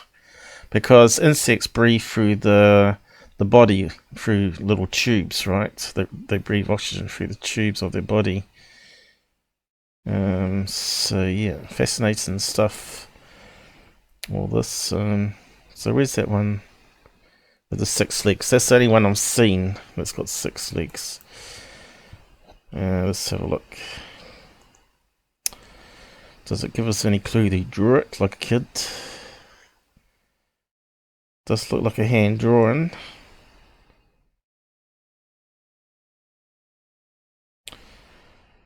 Seven to 8 foot tall praying mantis. Doesn't say how many limbs it's got though, does it? Man and his brother were down at Stevens State Park fishing right around dusk during this time, while the brother was roughly 50 yards downstream. That sounds a bit like the Pascagoula thing, doesn't it? But further in years, right? Fishing, the man said he felt this strange vibration in his right ear. Now that's funny, they should say that. I heard a tone in my left ear the night I had a strange encounter, right? And from that he turned and looked at the right. When he turned and looked to the right, he said he saw the 6 to 7 foot prey mantis. Well, I don't know about you, but that probably make me pee my pants. Because you know what prey mantis is like. They sort of have these limbs that pop out, right? And they got these little dagger things in the side of the arms. Then they just bang it straight on the head. And then they stuck a tube into the head of the victim and start sucking out its fluids, right? Well, they inject some sort of acid, I guess, that breaks it down, and then they just suck it up. Sounds pretty disgusting, you know. Just standing there, unable to believe that he could see him. He said the creature was black and grey, which is kind of interesting. It's not all grey or green or anything like that. The man later went on to tell the story of what he saw to his friends. Even the friends believed him when he said that he saw this thing. Yeah, but what happened after that? Did it run away? See, it makes you wonder if they're serving this, you know, this the cloaked craft, and they're just watching us, seeing what we do, like a bit like a zoo, right? A livable zoo. Perhaps they come here and watch us. Maybe they've got secret cameras that are cloaked and we don't even know they're in trees, and they're watching everything we do. So, yeah, it didn't actually say anything about this drawing here, unfortunate. Let's see if we can zoom in and have a read. Is that what the guy drew maybe? Brown in colour. No, it doesn't sound like the same one, because he said it was black and grey. Seen primarily by lakes and rivers. Well, I don't know if that's true, but that does make sense, because Mojo's, where was it? It was over swampy land with creeks. So there you go, you know. So that sort of does back it up. Apparently able to cloak itself. So maybe it's got like those scales on it can actually change colour and blend in with the night darkness. So it could be all black, I suppose. But like a squid. What's the other thing that changes colours? The lizard, chameleon. Can't quite read that there. What's that saying? Mutation alien. What's interesting though, if you have a look at the mouth bit here, if you have a look at the analysis I did for Mojo's video, it's exactly got that, but not 4 bits coming down, but 2 sort of claw bits for where the mouth is. It's just amazing what I found in that video. He didn't actually see that until I did an analysis and said, look, it's a mantis that was coming towards you. And something happened. I think he flashed his torch, and next minute the UFO lights went off and the mantis was gone. And it all goes silent, right? You just hear all the crickets and insect life come to life a bit louder than normal. He's got wings on there, but I've never ever heard an account of him having wings.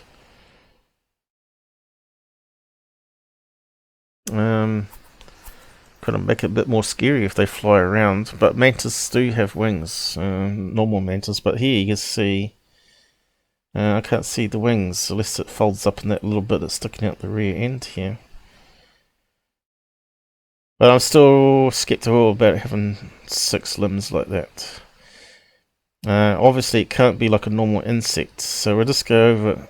No, it's possible. Maybe some do have 6 legs, some have 2. Maybe they're sort of evolved. What do we got here?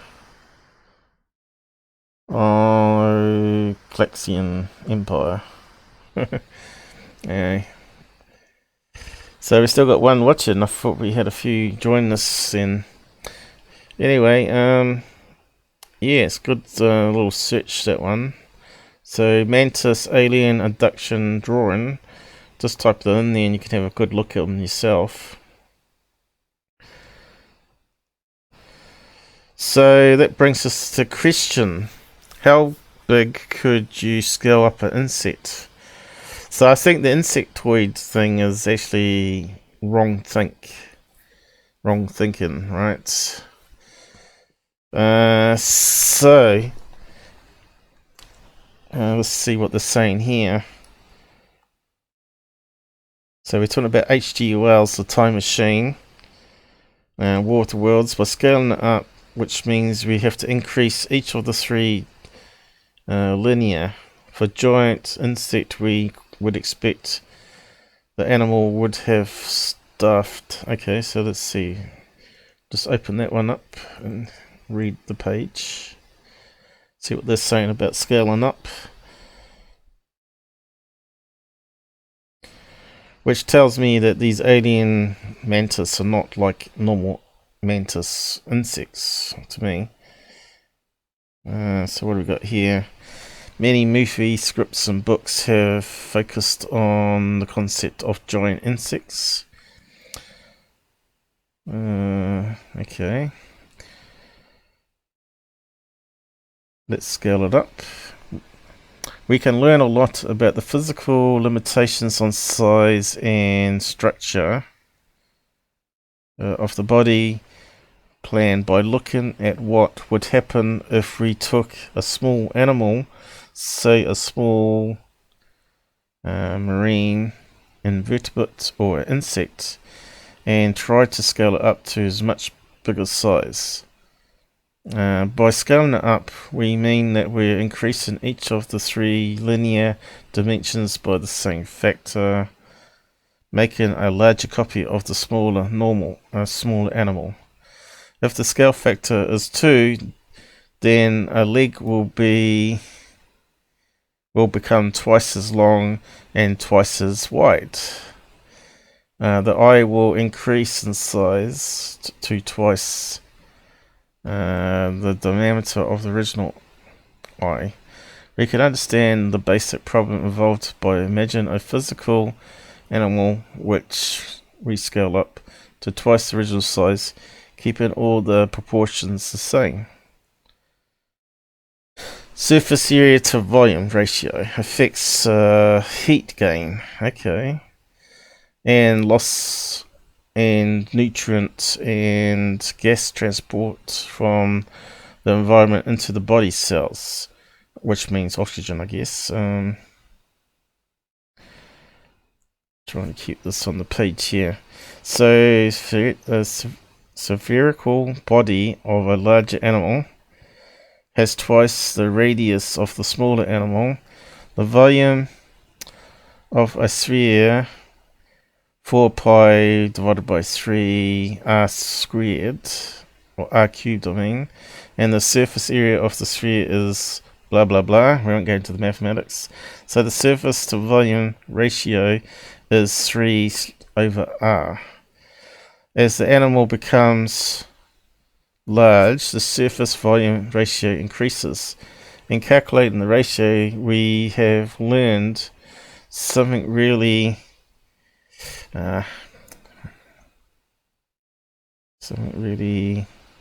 important.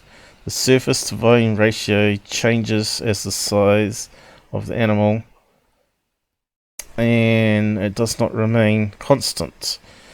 If there is not some compensating factor involved, these would, I suppose I've got to go back out, these would have to serious consequences for the physiological, okay, my eyes are buggered, psychology at the animal, philosophy, that's not how you say that.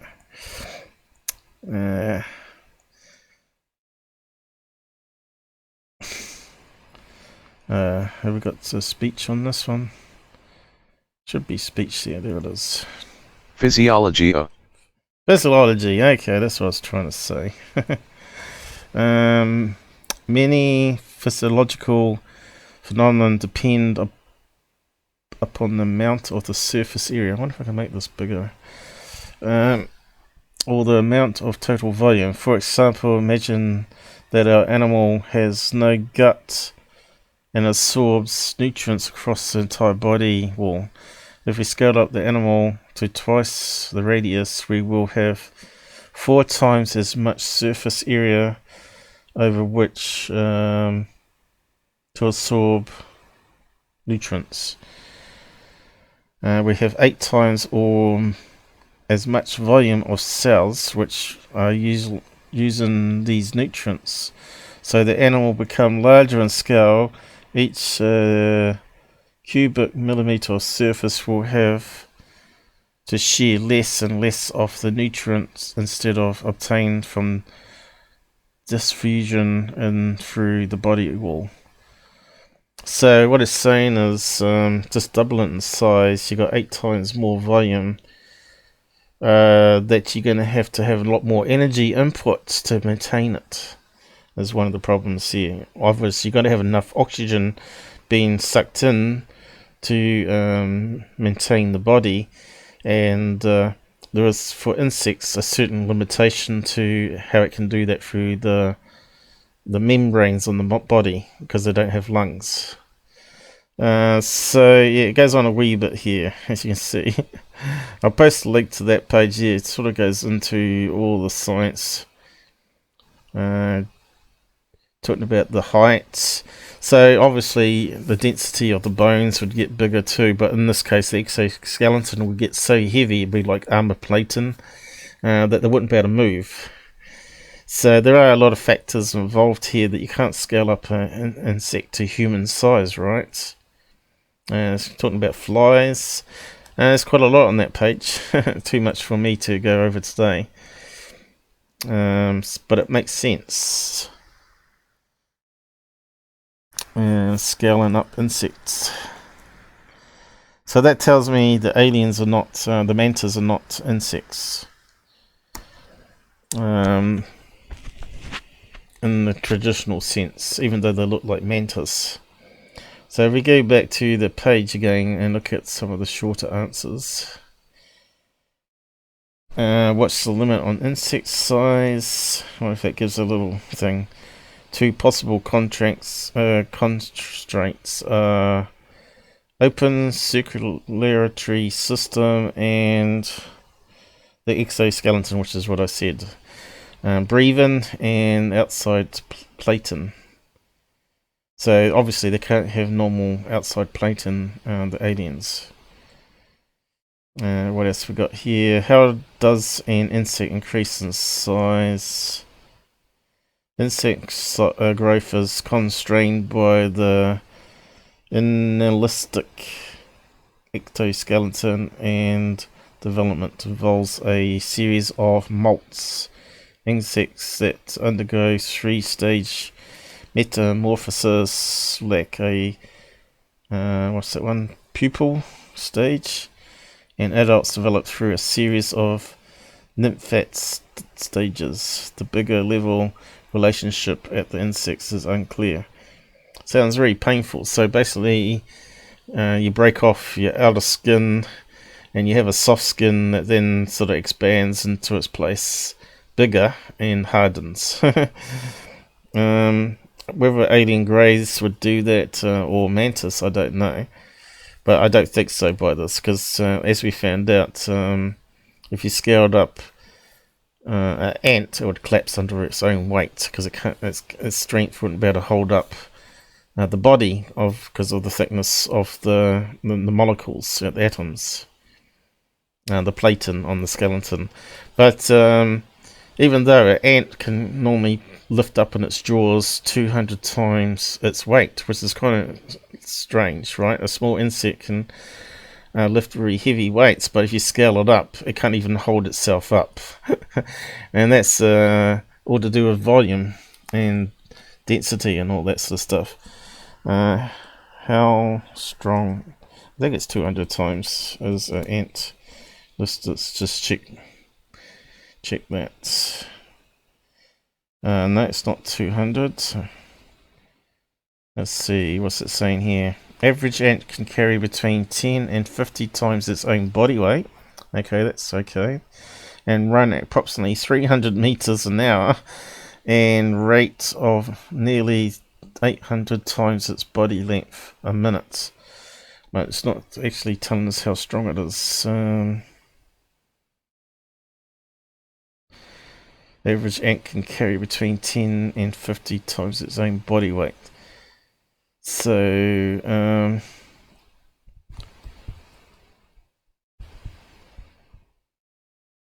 that sounds a lot, doesn't it? Especially for an insect.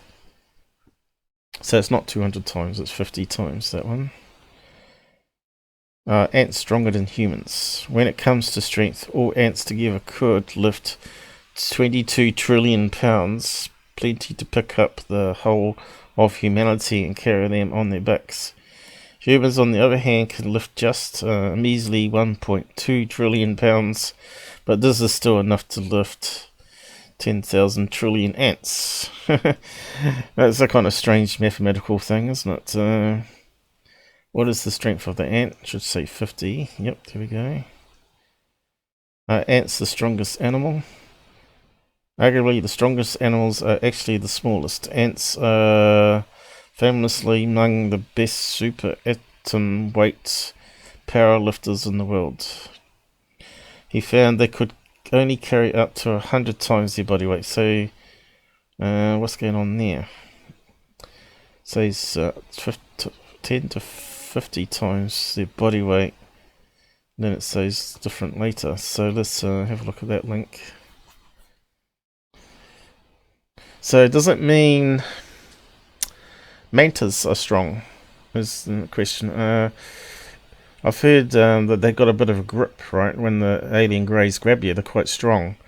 So what gives them their strength, maybe? Is it because they don't have bones and they have more muscle tissue? This site's not loaded properly. How stupid is that? It's very small for some reason.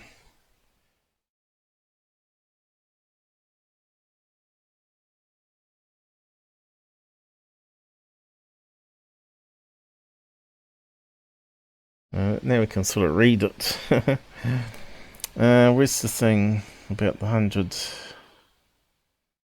Okay, you can see how it's mixed all together here, that's why. Here we go, next one down. In 2010, an Asian weaver ant was photographed lifting 100 times its mass by researchers at the University of Cambridge. So there you go. Perhaps we don't have all the answers then. Maybe different ants can actually be a lot stronger. So yeah, interesting stuff.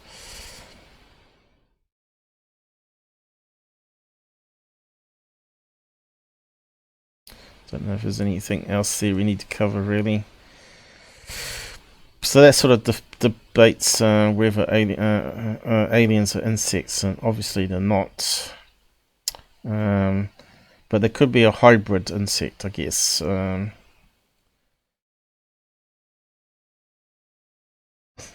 I've got that to go over to. Let's see. Let's do another search. How strong are alien greys? Oh, I should be wrapping up soon, shouldn't I? I know this one will probably be a long one, but it's an interesting one. It interests me. So hopefully it interests people out there. Does it talk about strength here at all?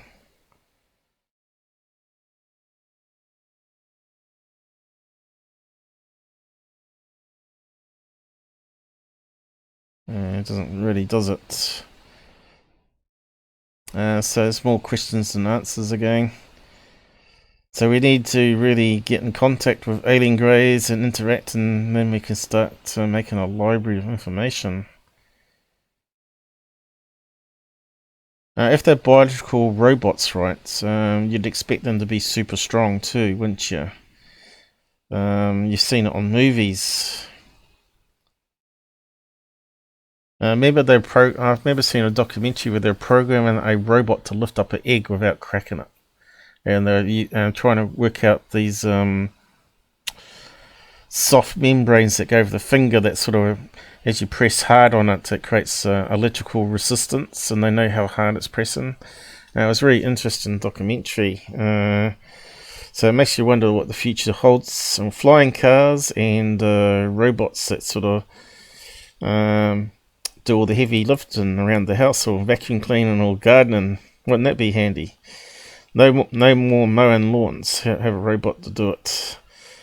In fact, I'm surprised they haven't actually done a lawnmower, like a proper lawnmower, but robot-ize it, with LiDAR and all that.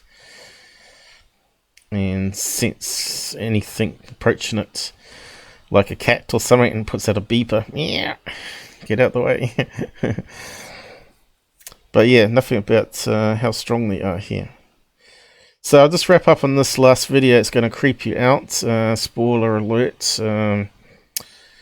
It might put you off your dinner or lunch. It's on Reddit. Better cool than Men in Black. So yeah, if you got kids, maybe not watch this. It's actually a real video. It's not CGI. It's not a hoax. Okay, and it's actually natural science, right? So this guy found a dead mantis. I'll just play the video. Might be a bit too loud though. Let's see. 开始看看我们螳螂的寄生虫生出来，这个叫做 Okay, I'll just zoom in a bit. 螳螂生出来 You can 铁 see 线 it's 虫， kind 看 of 到出来了。 see it's died, but it's really bloated in the belly. So just keep on 一条、 watching. 两条、三条，哇操！一条、两条、三条，呜，四条，哦，哦。 The guy's funny. You know, they do eat insects over there. I don't know if they eat praying mantis, but they do eat cockroaches, don't they? Not cockroaches, grasshoppers. So what's coming out of this thing is worms. And you can see the worms inside have killed it, basically.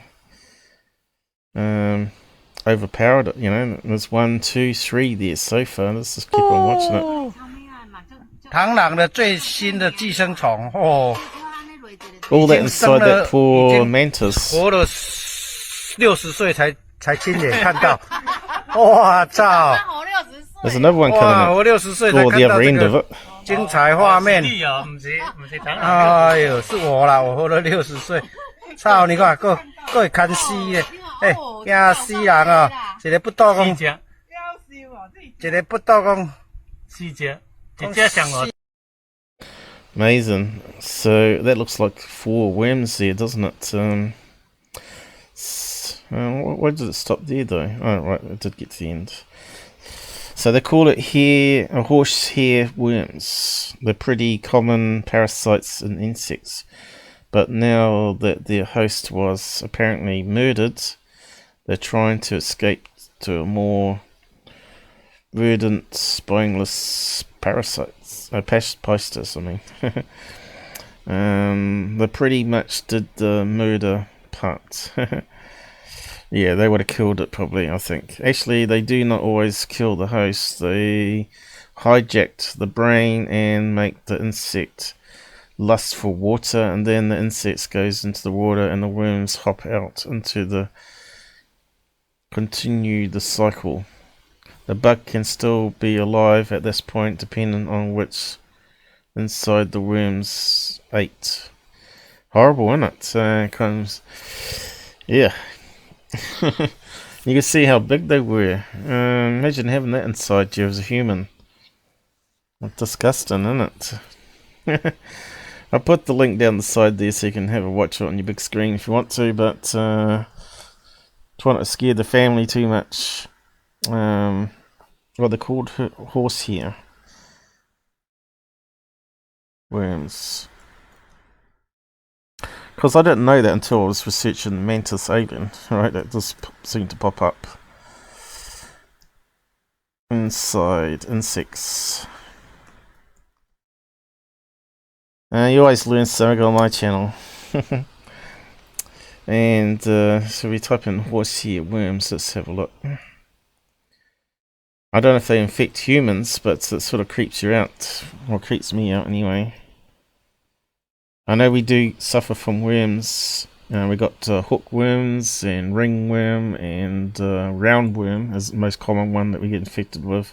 Especially if you got dogs and cats. They might get it on their feet. Horsehair worms, and you might touch them and not wash your hands.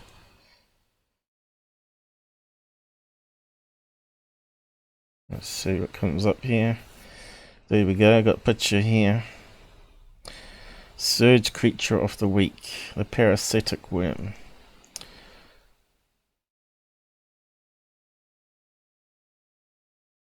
So, any insect they go for, crickets into suicidal madness. So there you go. Makes them crave water, I guess. Oh, there you go, look. Does look like horsehead though, doesn't it? Robbed zombies. So it makes you wonder if you could get a worm that infects us and then takes over our brain. And you talk about the zombie movies, maybe it's possible.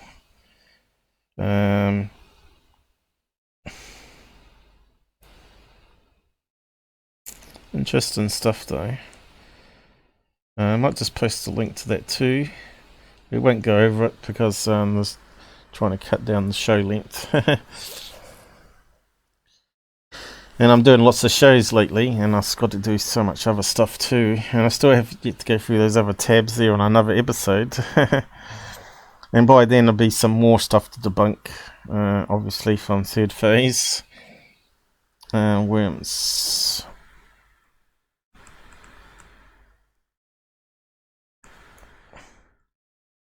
I bet that's made you go all creepy there. Area 51, you're still there.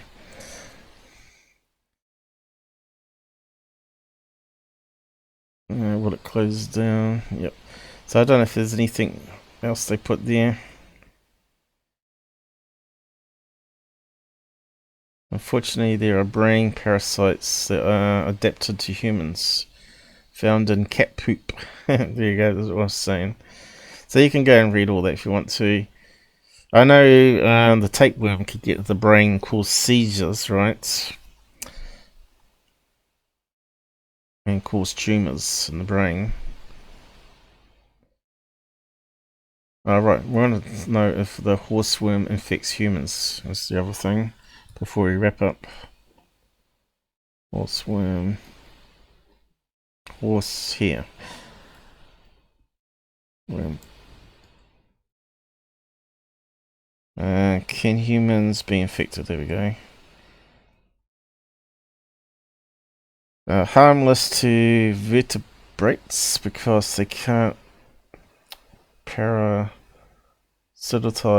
people, livestock, pets, or birds. They also don't infect plants. If humans ingest the worms, they may encounter some mild discomfort of the intestinal tract, but infection never occurs. So I guess eventually you dissolve them, maybe, or maybe they just pass straight through. Ooh, yuck. Yeah, well, anyway, enough on that.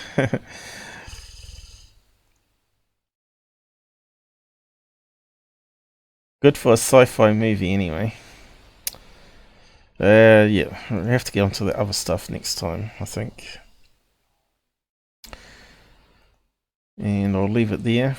2 hours. Hopefully you enjoyed it. Something different today. It wasn't debunking or anything.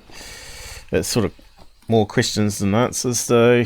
But yeah, Mojo's story is the most interesting one I've come across. And I think as time passes and new stuff comes out that I learn, the more I believe his story. And I think it's stupid that people, other researchers have dismissed his video. I think there's plenty of useful information in that video, you know. And it could be the first time we actually have proof of alien greys on a video.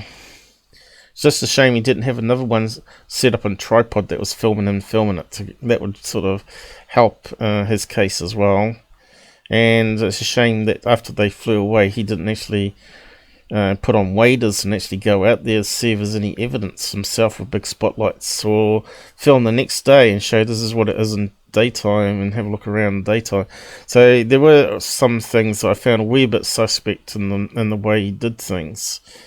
But he said it was a swamp and he would get stuck in it and all that sort of stuff. So I thought, oh well, that kind of makes sense.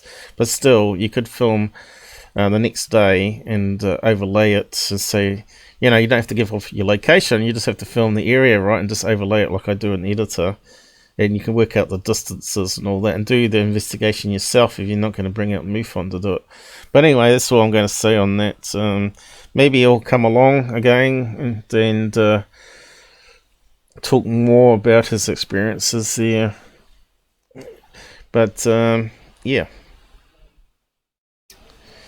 let's see if we can get something better filmed than that on proper HD cameras. It's got to be sign out there that's going to have interaction at that level, that can sort of film something, you'd think, anyway. Unfortunately, that doesn't happen to me, and if it does, it's normally when you're paralyzed. So anyway, let's end it here and say goodnight, and I'll see you again next time I do an episode, but it might be a few days. Anyway, so I need a bit of a break from it. And thanks Area 51 for your support and donations. I think you're the only one that's donating now. Anyway, can only get better, not worse, I suppose. Always be optimistic. We need to get that better computer. That's the next one. I've got a new bed now, help with my back quite a lot. And I still need to get my dental done. Which is going to cost $1,000 or more, I suppose. And there's only so much I can put on credit card. But like my money is separate from the business side of things anyway. The channel. The channel money goes to the channel. My money goes to mine, and also the channel. That's the way it always goes, I guess.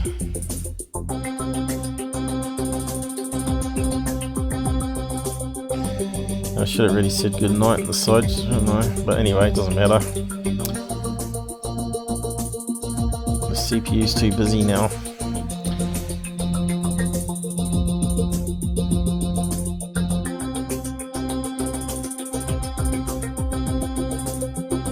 And I might reduce that frame rate a wee bit. Try 20, I think. That allows me